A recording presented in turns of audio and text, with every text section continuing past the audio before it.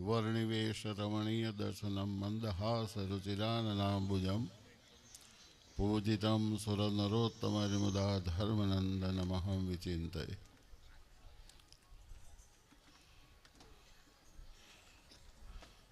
ઘડિયાળનો કાંટો જ્યારે આગળ ચાલે ત્યારે મારી પાસે માઇક આવે.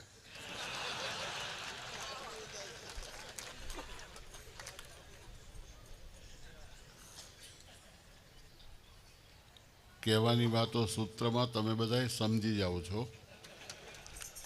એક શબ્દ બોલું એમાં બધાય સમજી જાઓ છો.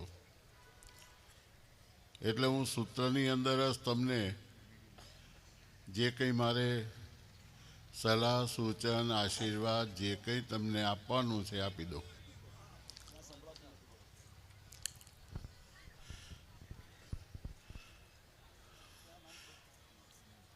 સૌથી પહેલાં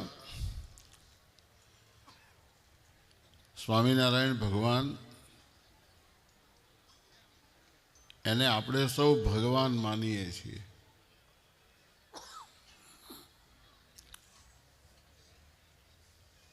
દ્વારકાધીશ ભગવાન કૃષ્ણચંદ્ર એ શ્રી કૃષ્ણ પરમાત્માને પણ આપણે ભગવાન માનીએ છીએ.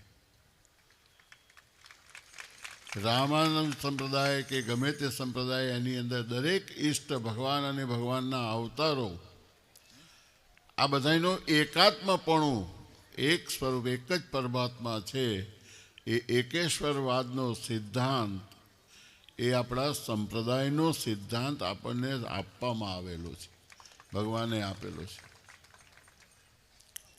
સનાતનની વાત થઈ. સનાતનના તત્વો કયા છે? કયા સનાતન તત્વો છે? તો સનાતન તત્વ એ છે કે જેનો આદિ અને અંત આપણને ખબર નથી. સનાતન તત્વ એ છે કે જેનો કોઈ અંત આપણને ખબર નથી તો થશે કે કેમ એ શંકા છે. અર્થાત બીજા અર્થમાં જો આમ પાછલી રીતે જોઈએ તો જેનો અંત જ નથી. સદાય સનાતન એટલે હંમેશા અસ્તિત્વ ધરાવનાર. અને એ અસ્તિત્વ ધરાવનાર જે તત્વો છે એની અંદર જીવ, ઈશ્વર, માયા આ સિવાય કોઈ નથી. બાકી તો બધાએ એમને સમજી જવાનું કૂથા છે, કુસ્કા છે બધાએ. ભૌતિકવાદ, આધ્યાત્મિકવાદ અને ભૌતિકવાદ આ બેની અંદર હંમેશા માયાનું જે બંધન છે ને આપણને રોક્યા કરે છે. એટલે સંપ્રદાયના સનાતન ધર્મની અંદર જ્યારે આપણે કહીએ કે સનાતન ધર્મનો જય થાવ તો એ જે પ્રકૃતિ એ જે પરમાત્મા એ સનાતન ધર્મના તત્વોનું નિર્માણ કરેલું છે, જે રાખેલું છે, જે બનાવેલું છે, જે આપેલું છે, જે રસ્તા બતાવેલા છે એની સાથે આપણે જોડાવાનું છે. ટીકા ટિપ્પણીઓમાં જવાની જરૂર નથી. અજ્ઞાની તો એ ગમે તેમ બોલ્યા કરે. રસ્તે ચાલતા આપણને ઘણા મળતા હોય તો આપણે એની સાથે કઈ જવાનું છે? ઈશારો છે. ભગવાને સનાતન ધર્મ બતાવ્યો તો સનાતનની સાથે ચાલો. આ સિવાય આપણા સંપ્રદાયમાં આખા ધર્મમાં સનાતન ધર્મની અંદર જે એકતા છે ને એ સનાતન ધર્મની એકતા આ નિયમોને કારણે છે. ખાસ તો એ છે કે એની એકતાની જરૂર, એની એકતાનો લાભ એ સર્વસામાન્ય દરેકને મળે. બે પ્રસંગ મારે ભગવાનની કૃપાથી 4 ધામની યાત્રા કરવાની ઈચ્છા હતી. એમાં બધાય ધામ થઈ ગયેલા હતા. દ્વારકાપુરીની અંદર તો ઘણી વખત આવવાનું થાય. જગન્નાથપુરી 2-3 વખત હું જઈ આવ્યો. રામેશ્વરમ જઈ આવ્યો. પણ બદ્રીનાથ અને કેદારનાથ એ બાકી.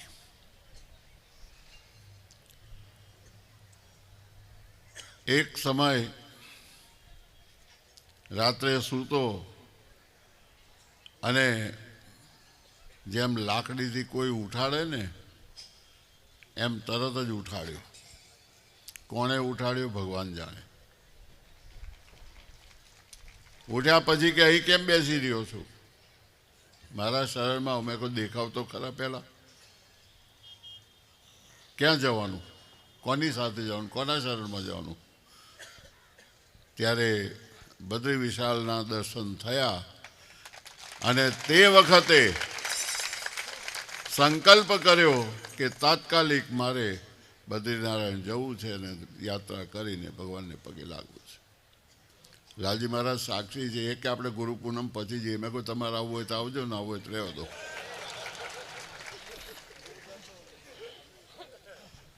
હવે ગાડી ઊભી ન રહે.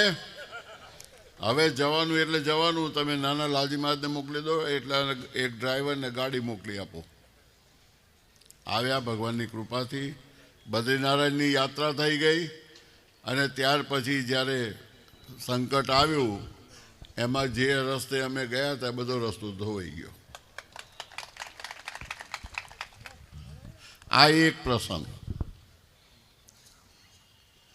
બીજો પ્રસંગ આપણા સંપ્રદાયનો ધર્મકુળને યાત્રા કરવા માટે થઈને શ્રીજી મહારાજે જ્યારે મોકલ્યા ત્યારે સચ્ચિદાનંદ સ્વામીને મોકલ્યા હતા. તો આ અમે ધર્મકુળ જો અહીં આવ્યા છીએ તો અમારા સચ્ચિદાનંદ સ્વામીનું આખું મંડળ છે આજે. તો ઓલા એકલા હતા, આજે મંડળ છે. અને ત્રીજી વાત કે મને એમ લાગે છે કે કંઈક ગુપ્તગુ કરવાની હશે,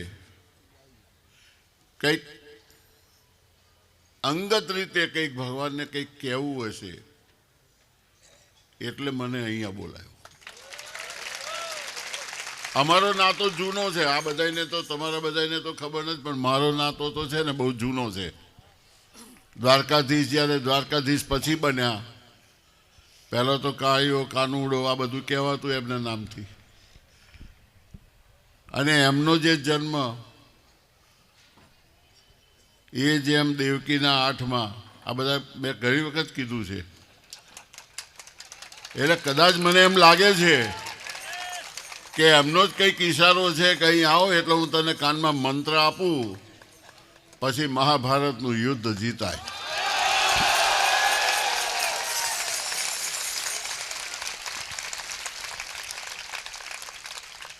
તમે તાળી પાડવાનું ઓછું રાખો.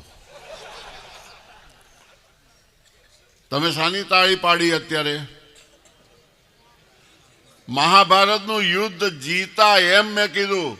મહાભારતનું યુદ્ધ જીતવા માટે થઈને શું કર્યું હતું એનો આગળનો પ્રસંગ યાદ કરો.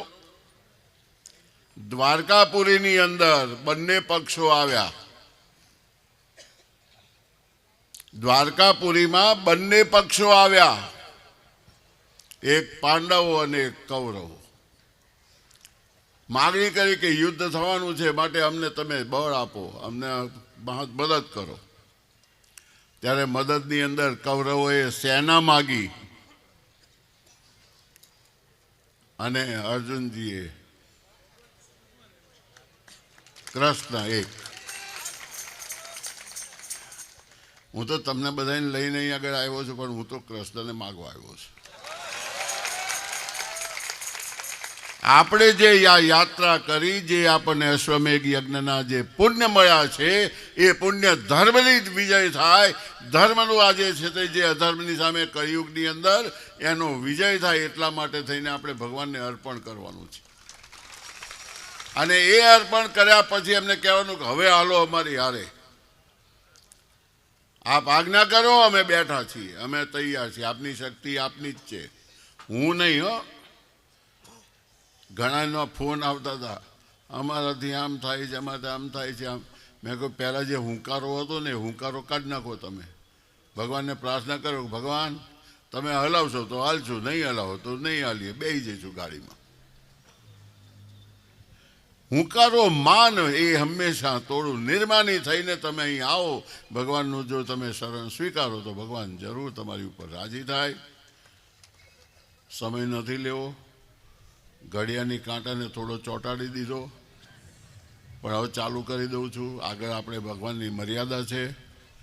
જે કોઈ પદયાત્રામાં જોડાયા છે, શ્રદ્ધાપૂર્વક ભક્તિપૂર્વક દરેકનું ભગવાન સ્વામિનારાયણ દ્વારકાધીશ પરમ જે તત્વ છે, સર્વ આવિર્ભાવસ્ય કારણમ જે કહેવામાં આવે છે, એ પરમાત્માનું મૂળ રૂપે ભગવાન અને ભગવાનના તમામ અવતારો એકાત્મપણે ભાવે દરેકનું મંગળ કરે એવી તેમના ચરણોમાં પ્રાર્થના કરી મારી વાણીને વિરામ આપું છું.